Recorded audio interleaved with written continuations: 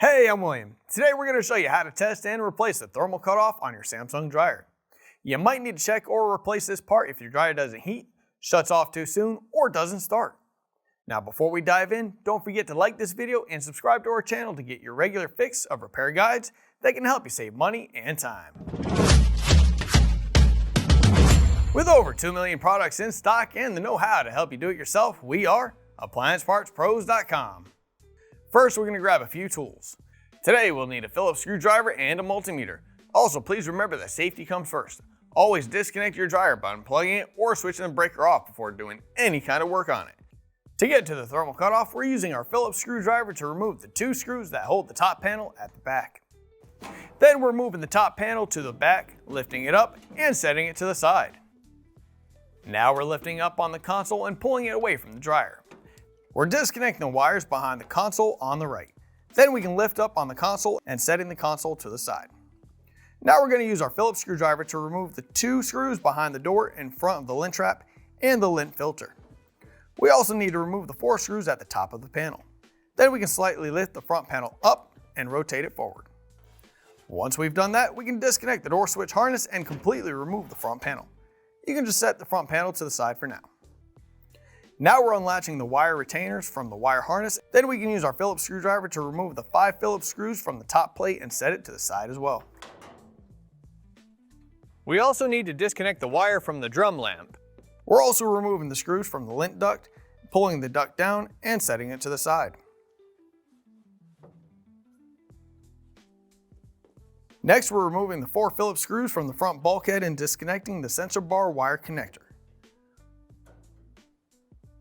Now we can lift the front bulkhead up and pull it forward. At this point, we can reach back and remove the belt from the idler pulley.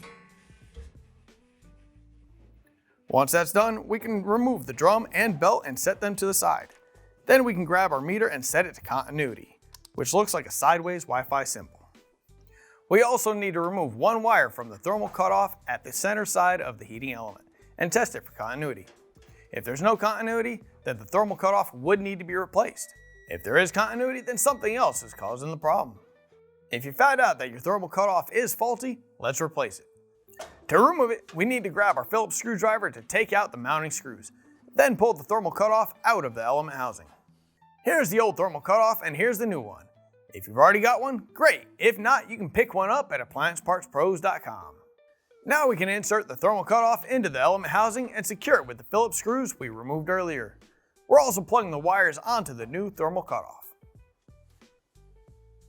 Once that's done, we're going to install the drum and belt and secure the belt to the motor and idler pulley. Then we can grab the front bulkhead, install it, and secure it with the Phillips head screws that we removed earlier. We're also reconnecting the sensor bar wires. Next, we're installing the lint filter housing. We're also going to go ahead and install that lint filter.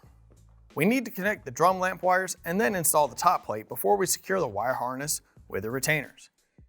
At this point, we can grab the front panel and guide it onto the bottom hinges, connect the door switch wires, and rotate it into place. Then it can be secured with the screws we removed behind the door and at the top. Now we're grabbing the console and setting it down in place. We're also guiding the wires through the top plate and pushing the console into place. Now we're grabbing our top panel, setting it on the dryer about 3 inches or so from the console, and then sliding it forward. We need to secure the top panel with the final Phillips screws, and with that, we're all done. Don't forget to plug the power cord back in or turn that breaker back on. And there you have it. We hope you got your Samsung dryer all fixed up. And if you still need a part, grab your dryer's model number and head over to AppliancePartsPros.com. Most orders arrive within 1 or 2 days, and we're here for you 6 days a week in case you have any questions. Now don't forget to let us know how your repair went in the comments below. Thanks for watching, and we'll see you later.